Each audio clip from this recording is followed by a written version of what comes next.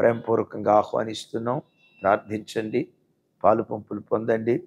గొప్ప ఆధ్యాత్మిక ఉజ్జీవం మన తెలుగు రాష్ట్రాల్లో పరిశుద్ధాత్మ దేవుడు మన పరిచర్య ద్వారా పుట్టించినట్లుగా మీ ప్రార్థనలో జ్ఞాపకం చేసుకోగలరని ప్రేమతో తెలియచేస్తూ మంచిది. దేవుని యొక్క వాక్యాన్ని ధ్యానించుదాం. దెస్సలోనికీయులకు రాసిన మొదటి పత్రిక 5వ అధ్యాయం 16, 17, 18 వచనాలు. ప్రతి విషయమందును కృతజ్ఞతాస్తుతులు చెల్లించుడి. ఇలాగ చేయుట యేసుక్రీస్తునందు మీ విషయములో దేవుని చిత్తము. ఆత్మను ఆర్పకుడి. విన్నారు కదా. క్రైస్తవుడు ప్రతి విషయమై కృతజ్ఞతాస్తుతులు దేవునికి తెలియచేయాలి. మేలులోనైనా కీడులోనైనా, లాభంలోనైనా నష్టంలోనైనా, ఆశీర్వాదంలోనైనా మరొక దానిలోనైనా, ఆరోగ్యంలోనైనా అనారోగ్యంలోనైనా, లేమిలోనైనా సమృద్ధిలోనైనా, క్షేమకరమైన స్థితి అనుభవించేటప్పుడైనా క్షామాన్ని అనుభవించేటప్పుడైనా ప్రతి విషయంలో దేవునికి కృతజ్ఞతాస్తుతులు తెలియచేయాలి. ఇలా కృతజ్ఞతాస్తుతులు తెలియచేయటం దేవుని చిత్తం అని అపోస్తులైన పౌలు గారు ఓ దివ్యమైన మాట అంటారు. మీరు అనొచ్చు, అన్న ప్రతి విషయంలో దేవునికి ఎట్లా కృతజ్ఞతాస్తుతులు తెలియజేస్తాం? ఏమంటే ప్రమోషన్ వచ్చినప్పుడు కృతజ్ఞత కూటమి పెట్టుకుంటాం. డిమోషన్ వచ్చినప్పుడు ఎవరైనా కృతజ్ఞత కూటమి పెట్టుకుంటారా?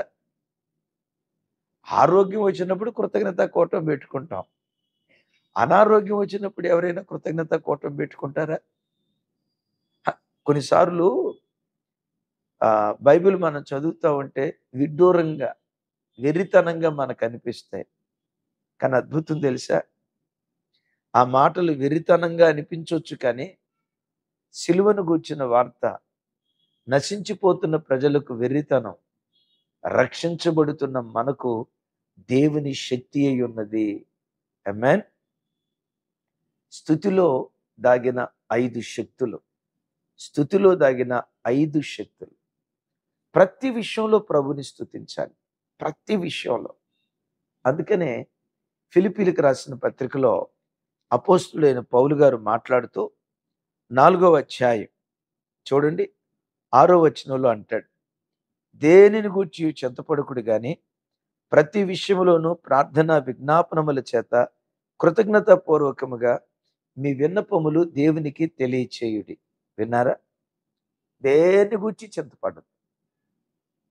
ఈ అనారోగ్యం ఏంటి, ఈ ఆర్థిక ఇబ్బందులు ఏంటి, కుటుంబంలో ఈ కష్టాలేంటి, ఈ వ్యాధులేంటి, ఈ బలహీనతలేంటి, పద్దాకలు దీని గురించి ఆలోచించి ఆరోగ్యాన్ని పాడు చేసుకోవద్దు. దేని గురించి మీరు చింతపడదు. కృతజ్ఞతాస్తుతులు దేవునికి తెలియచేయుడి అని అపోస్తులైన పౌలు వారు మరో సంఘం, ఫిలిప్పీ సంఘానికి రాస్తాడు. దైవజనమ, ఈ రాత్రి అనేక విషయాల నిమిత్తమై దేవునికి కృతజ్ఞతాస్తుతులు తెలియచేయటానికి మాసాంతర కూటం ఏర్పాటు చేశాం. రండి, హృదయమార ప్రభుని స్తుతించుదాం. ఒకవేళ మందిరానికి రాలేని పరిస్థితిలో దూరానుంటే కుటుంబ సమేతంగా ఈ రాత్రి మాసాంతర కూటంలో దేవుని స్తుతించడానికి కుటుంబ సమేతంగా ఈ రాత్రి కూడుకోవటానికి ప్రయత్నం చేద్దాం. మీరు అనొచ్చు, ప్రతి విషయంలో మేలు కలిగినా కీడు కలిగిన, ఆశీర్వాదం వచ్చినా మరొకటి వచ్చినా, క్షేమమే కలిగినా క్షామమే కలిగిన, ప్రతి విషయంలో ఇలా దేవుని స్తుతించడం వల్ల ఆధ్యాత్మికంగా మనం పొందుకునే 5 ఆశీర్వాదాలు. నంబర్ 1, స్తుతి ద్వారా సాతాను నోటిని మనం మోయిస్తాం. వాడు మన దగ్గర నుంచి పారిపోతాడు. అద్భుతం. ఆ స్తుతి ద్వారా దేవుడు మన యొద్దకు రావటానికి అద్భుతమైన ద్వారాలు తెరవబడతాయి. నంబర్ 1, శత్రువు పారిపోతాడు. నంబర్ 2, మిత్రువు. మన మిత్రుడు ఎవరు? యేసయ్యను మించిన మిత్రుడు ఎవరున్నారు? యేసయ్యను మించిన ప్రాణ స్నేహితుడు ఎవరున్నారు? స్తుతి ఉన్న చోటకి వెతుక్కుంటూ ఆ స్థలానికి దేవుడు వస్తాడు. దైవజనమా, గడిచిన 2 రోజుల క్రితం దైవజనులు మన నాయకులు రాజశేఖరయ్య గారు, నేను ఒంగోలు పట్టణంలో ఉన్నప్పుడు అయ్యగారు ఒక స్థలంలో వర్తమానం చెప్తూ ఒక దివ్యమైన మాట అన్నారు. ఆ మాట నా గుండెల్లో అట్లా ముద్రేసినట్లు అనిపించింది. మీ గుండెల్లో కూడా ముద్ర ఇవ్వడాలని ఈ మాట చెప్తూ ఉన్నాను. దైవజనులు చెప్తూ, కష్టంలోనే, శ్రమల్లోనే, ఆపదల్లోనే, అనారోగ్యాల్లోనే, ఆర్థిక ఇబ్బందుల్లోనే మరెక్కువగా మనం దేవుని స్తుతించాలి. మీరంటారు, కష్టాల మధ్యలో ఎట్లా స్తుతించగలుగుతాం? నిందల మధ్యలో, తృణీకారాలు, తిరస్కారాల మధ్యలో ఎట్లా స్తుతించగలుగుతాం అని మీరు అంటారు. నిజమే. కానీ శ్రమల మధ్యలోనే మరెక్కువగా ఎందుకు దేవుని స్తుతించాలంటే, మనం ఏ స్థితిలో ఉన్నా దేవుడు మన ప్రక్కన ఉంటాడు. No doubt. యెహోవా మన కుడి ప్రక్కన నీడగా, మన ముందు వెనుక ఆయన నిలిచి ఉంటాడు. No doubt. దేవుడు మన ప్రక్కన ఉన్నాడు అనేది ఎంత ఖచ్చితమో, మనలను మృంగాలని శత్రువైన సాతాను మన చుట్టూతో తిరుగుతున్నాడు అనేది కూడా అంతే వాస్తవం. ఎవరిని మృంగుదునా అని గర్జించు సింహం వలె మన విరోధికి అపవాది ఎరుగుదురు కదా ఆ మాట, తిరుగుచున్నాడు అని. అయితే మన ఎదుటి దేవుడున్నాడు, సైతాను కూడా అంత దూరాన ఉన్నాడు. ఇప్పుడు శ్రమలు వచ్చాయి, సైతాను గాడు ఏమనుకుంటాడంటే, వీడు బాగా వాళ్ళ దేవుణ్ణి దూషిస్తాడు చూడు, దేవుణ్ణి నిందిస్తాడు చూడు, ఆ దేవుణ్ణి నాకేం చేసావయ్యా అని నిర్లిప్తతో మాట్లాడతాడు చూడు అని వాడు ఎదురు చూస్తాడు. ఆ శ్రమల మధ్యలోనే 2 చేతులు పైకెత్తి, దేవా, కరువులో ఉన్న నిన్ను స్తుతిస్తా, సమృద్ధిలో ఉన్న నిన్ను స్తుతిస్తా, ఆరోగ్యంలో ఉన్న నిన్ను స్తుతిస్తా, అనారోగ్యంలో ఉన్నా స్తుతిస్తా, నా ఇంటిలో జీవం వచ్చినా స్తుతిస్తా, అకాలం ఏ పరిస్థితి వచ్చినా నేను స్తుతిస్తానయ్యా అని దేవుని ఎదుటి పెట్టుకొని స్తుతి స్తుతి స్తుతి స్తుతి. దేవా, నీకు స్తోత్రం, నాకు ఇచ్చిన రక్షణకై స్తోత్రం, నాకు ఇచ్చిన ఆత్మీయ అనుభవాల కొరకై స్తోత్రం, నేటి వరకు కృపలో నన్ను భద్రపరిచినందుకై స్తోత్రం అని ప్రభుని స్తుతిస్తూ ఉంటే అద్భుతం. ఆ స్తుతి దేవుడు మనకు సమీపంగా రావటానికి కారణమవుతుంది. ప్రక్కన ఇంకొకడు ఉన్నాడు కదా, సైతాను గాడు. మనం దేవుని స్తుతిస్తూ ఉంటే ఆటోమేటిక్గా వాడు అక్కడి నుంచి పారిపోతాడట. ఎట్లాగో అయ్యగారు చెప్తూ ఏమన్నారంటే, 2 వ్యక్తులు మన దగ్గరకు వచ్చారు. ఆ 2 వ్యక్తుల్లో ఒక వ్యక్తిని తెగడ పొగుడుతూ ఉన్నాం, రెండో వాడిని అసలు పొగడకపోగా వాడి పేరు కూడా ప్రస్తావించట్లా. మొదట ఆయన్ని గూర్చి పొగుడుతా వీరుడు, శూరుడు, అద్భుతమైన వ్యక్తి, ప్రపంచంలో ఎంత మంచి వ్యక్తి ఇంకొకరు ఎవరూ లేరని మొదటి వ్యక్తిని పదే పొగుడుతూ ఉన్నాం అనుకోండి, రెండో వాడు ఏం చేస్తాడు చెప్పండి? అక్కడి నుంచి జర్రును జారుకుంటాడు, తోక ముడుస్తాడు. ఆ రెండో వాడు ఎవరో తెలుసా? శత్రువైన సాతాను. తమ్ముడు, చెల్లి, ఫిబ్రవరి మాసంలో నీ ఇంటిలో దేవుడే సంచరించును గాక. నీ స్తుతులు దేవుడు సింహాసనంగా చేసుకొని నీ స్తుతుల సింహాసనముపై దేవుడు ఆసీనుడగున్నట్లుగా ఈ జనవరి మాసం అంతా దేవుడు కాచిన కాపుదలను తలపోస్తూ హృదయమార ప్రభుని మనం స్తుతించుదాం. స్తుతిస్తే శ్రమలో కూడా, కరువులో కూడా, కష్టంలో కూడా స్తుతిస్తే ఆ స్తుతుల శక్తి సాతాను నోటిని మూయిస్తుంది. నంబర్ 1. దీనికి బైబిల్లో ఆధారం చూపించమంటారా? చూడండి, దానియేలు గ్రంథం 6వ అధ్యాయం 10వ వచనం నేను చదువుతాను, ఒకసారి మీరు కూడా చూడండి. 6:10.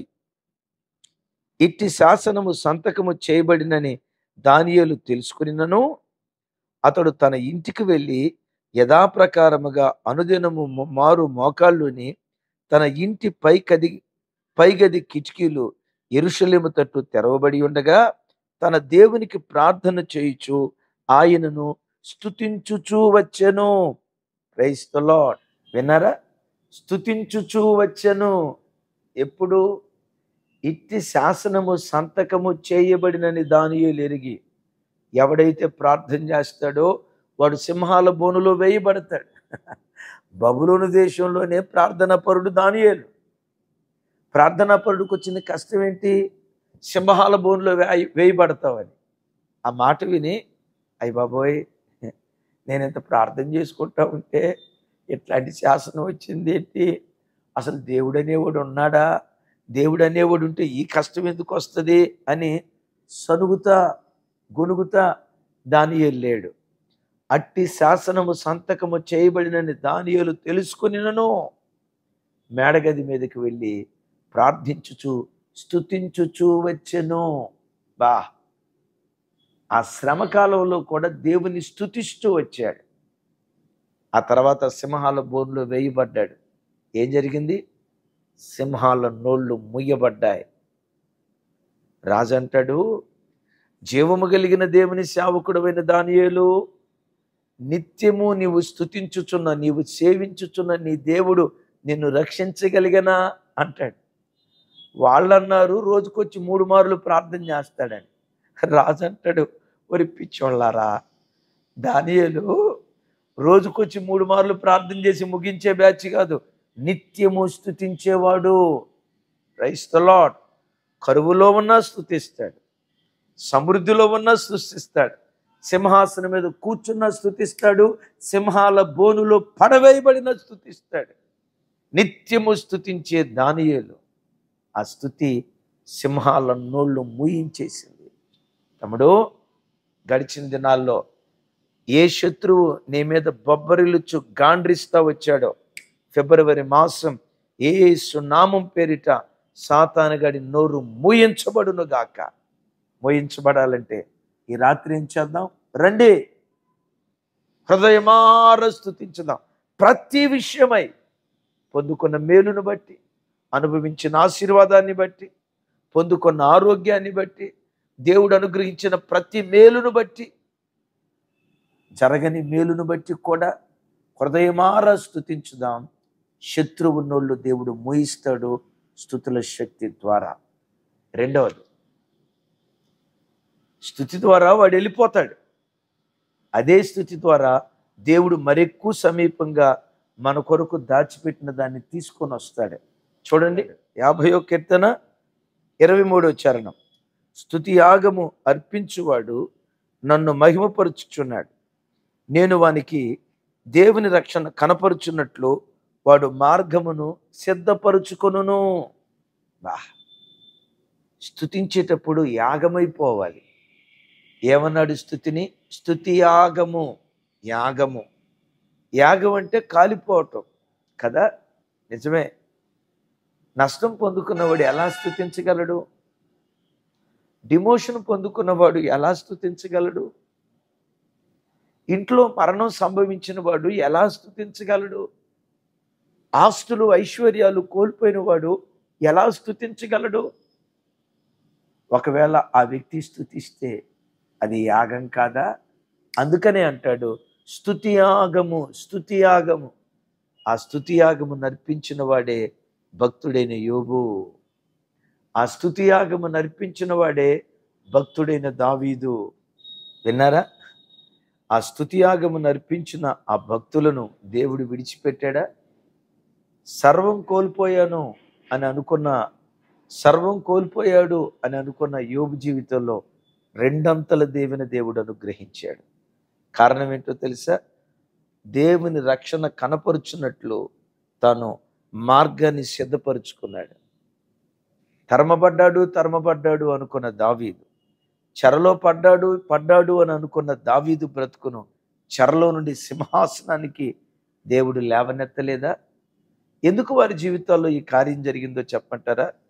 దేవుని రక్షణ వారికి కనపరుచున్నట్లుగా మార్గాన్ని సిద్ధం చేసుకున్నారు. దేవుని రక్షణ ఎవరు?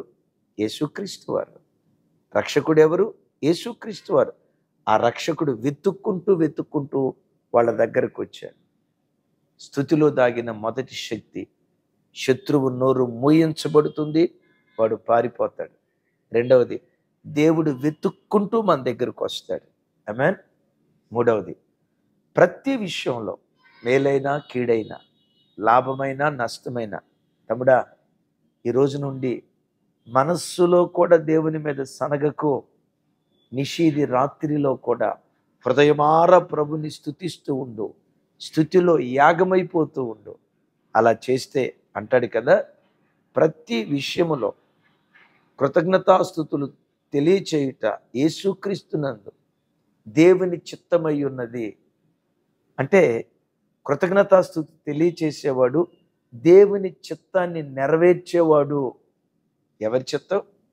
దేవుని చిత్తాన్ని మనం నెరవేరిస్తే ఏం జరిగిందో తెలుసా? యేసుక్రీస్తుకే రక్త సంబంధులుగా మనం మారిపోతాం. బాబోయ్, స్థితిలో ఎంత మహాత్యం దాగి ఉందో హృదయం ఉప్పొంగుతుంది ఈ మాట చెప్తున్నప్పుడు. ఎవరికి రక్త సంబంధికులు? చెప్పండి చెప్పండి చెప్పండి. స్తుతిస్తే దేవుని చిత్తం జరిగించినట్లు. దేవుని చిత్తం జరిగించిన వాడు దేవునికి ఏమవుతాడట? చెప్పాలి. దేవునికి రక్త సంబంధులుగా మారిపోతారట. అనయ్య మీరు అట్లా చెప్తే కుదరదు, మాకు బైబిల్లో రెఫరెన్స్ చూపించండి అని అంటారా? తప్పకుండా చూపిస్తా. చూడండి, మత్తయి సువార్త 12వ అధ్యాయం 49-50 వచనాలు.